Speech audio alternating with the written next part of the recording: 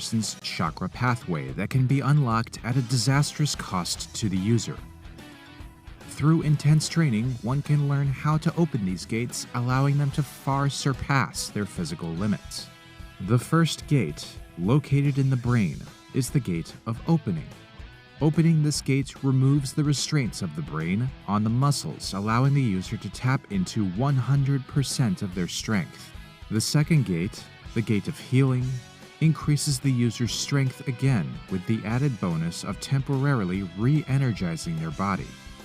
The third and fourth gates, the gate of life and the gate of pain, are located on the user's spinal cord and increases blood flow, speed, and power. This causes the user's skin to turn red and can cause muscle tissue to tear. The fifth and sixth gates, the gate of limit and the gate of view, are located in the stomach and increases the speed and power of the user. Opening the sixth gate gives users enough power to perform the certain kill taijutsu, Morning Peacock. The seventh gate, the gate of wonder, is located on the stomach. Opening this gate increases the user's strength and speed to the extent that they create a blue-green steam around them from evaporated sweat coming from every inch of their body. The side effects shred the user's muscle fibers, causing them intense pain if anything touches them. The eighth and last, the gate of death, is activated by the user stabbing their chest with their thumb to direct chakra into it. Once this gate is opened, the user's body emits a flaming aura of red steam from their blood boiling. Releasing the gate of death gives the user power 100 times their normal limit and uses up all the energy they have in their body, crumbling to ash after they use all their chakra. Only Might Guy has survived its use, but only through Stage model is a powerful state allowing the user to master chakra by accessing all 5 changes in chakra nature. It is only accessible to those who obtain the power of the 10 tails Jinchukuri.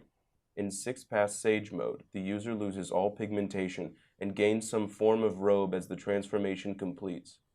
The robe and pattern differ from user to user, but all generally bear the appearance of Otsutsuki Hagoromo. The user will manifest an ability to fly and heal at will, an increase in physical power and sensory abilities, as well as access to the truth-seeking balls. The truth-seeking balls are orbs of pure chakra which float behind the user in a sort of standby. They can be changed into various changes in form and nature to attack with varied but powerful effect. While truth-seeking balls are not unique to the 6-pass Sage mode, it offers the user the highest number of balls seen in the series, 10, one for each tail of the beast. 6th-pass Senjutsu is required to perform the 6th-pass Coffin technique, required to bind the 10-tailed beast. 6th-pass Senjutsu and its culmination, 6th-pass Sage mode, outpowering even the Renningen. The Senjutsu and its truth-seeking balls can even seal Otsutsuki likely will ever have, because it's not something he can commonly do. It requires support, supplementary, whoa, what was that word? Supplementary help. Oh my goodness. Anyway, this attack is Indra's arrow, his strongest offensive technique. What is it? Well, after absorbing all 9-tailed beasts, all Biju are required to make this technique. That's why he really hasn't done it, aside from no one really needing to have it done to them. I mean, Naruto and Sasuke really haven't met a match. I'm not sure about the manga. I really should start on that. But as of right now, yeah, there's really no need for them to start blowing up planets with devastating attacks, whether you believe they can or not. Anyway, he goes perfect Susanoo, and he uses his Susanoo as a vessel, where it's completely enveloped. It becomes like a lightning armor samurai version. Like, it's crazy. Its little kilt or samurai armor is shortened. It's a lot more sexy. It's a lot more stylish. Sasuke X Susanoo shipping. Anyway, Sasuke creates a long bow and arrow that are infused with lightning-natured chakra, and it's incredibly powerful. It stalemates Naruto's strongest attack after saving up lots and lots of nature energy. This is clearly as high as it gets. And despite lightning being inferior to wind, which is another reason Naruto probably stalemated it, despite being 9 Bijus down than Sasuke, it still stalemated his wind attack. Now, I'm pretty sure that really says something. Like, if it was a fire technique, I'm not really sure what would happen. I mean, we'd like to say it would be the same result, but who's to say? Anyway, its name is really, like, it has its own influence, okay? Like, it's influenced by Hinduism as a lot is with Naruto, you know, the god of thunder and wars, you know, using a rainbow as a bow and arrow, you know, arrows made of lightning. Stuff like this is crazy, alright? It's just amazing. And its name is obviously derived from Indra Otsutsuki, which is the Sage of Six Paths' son, his first son, I believe. And yeah, that's a fitting name, isn't it? I'm not really sure if Indra ever did an attack like this, but it's still a cool name, isn't it? It's a nice reference to one of your ancestors. It's really awesome. I love it.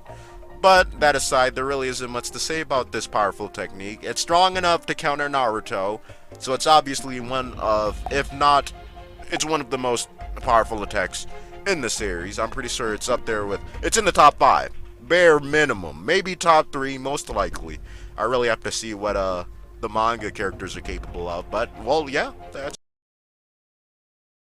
spend a little bit of time explaining its roots to you. So like all Mangekyo Sharingan powers, Kodo Matsukami's name is rooted in Japanese folklore, and in this instance, it's named after a phrase that means distinguished heavenly gods, and one that refers to a group of 5 Shinto gods who have existed since the beginning of time. These gods in particular were considered significantly more important than most others, so the fact that Kishimoto named this technique after not just one of these gods, but all 5 of them, is probably indicative of the fact that it's a very powerful jutsu, even by Mangekyo Sharingan standards. It gets a lot of hype from both the characters in the manga and from the fan base, and rightfully so. The power that Kodo Matsukami gives a person access to is one that most people summarize as mind control, though it's a bit more complicated than that. What this genjutsu allows a person to do is place targets under a sort of hypnosis, where without even realizing it, their mind is tampered with in the most subtle of ways. Basically, the point of Kodo Matsukami is to control somebody with such incredible subtlety that they don't even realize that it's happening in the first place. From my understanding, it alters the way their brain forms thoughts and uses chakra to disrupt the signals being sent back and forth throughout the brain. This causes targets to think that they're acting of their own free will, even though all of their actions are by the design of the jutsu caster. It's very important to distinguish the differences between the complete control that something like the Edo Tensei allows a person, and the subtle suggestive control that Kodo Matsukami gives a person. While under this jutsu's effects, a person will still act as they normally would. Their mannerisms, vocabulary, body language, routines, all of that sort of stuff remains the same, but they will always carry out any orders specifically given to them by the person exercising control over them. Because of this, it's very difficult to detect when somebody is under this jutsu's effects, and furthermore, I think it's safe to say that it makes it the most powerful form of control in the Naruto-verse. This is pretty well substantiated. Kodo Matsukami even managed to break the hold Kabuto had over Itachi through Edo Tensei. The biggest reason why it's capable of stuff like this is because it places targets under genjutsu instead of seeking to directly control them. And as we've seen before, Edo Tensei summons and even the paths of pain are susceptible to genjutsu. This is super useful, because even if a person is acting under orders, or even under the direct control of somebody else, the effects of the genjutsu will force them to disobey that person and act according to the will of the jutsu caster. So when Itachi used it on himself, he didn't exactly break Kabuto's hold over him. Rather, he put himself in a state where he was forced to disobey Kabuto's orders because the task he was given by the genjutsu was to defend the Hidden Leaf Village, and to do so, he obviously had to wipe Kabuto out and undo the Edo Tensei. He originally planned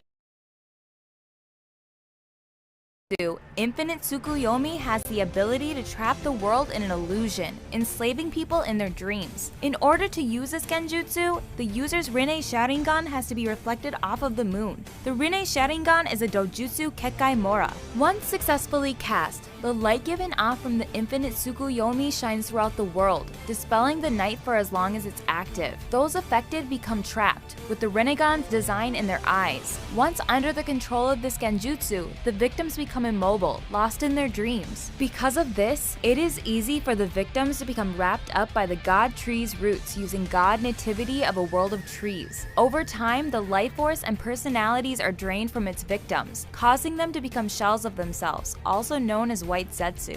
Not all are affected by the infinite Tsukuyomi, such as those brought back with the Impure World reincarnation as well as those who use a Rinnegan. Rinnegan users can block the effect of the infinite Tsukuyomi, including those around them.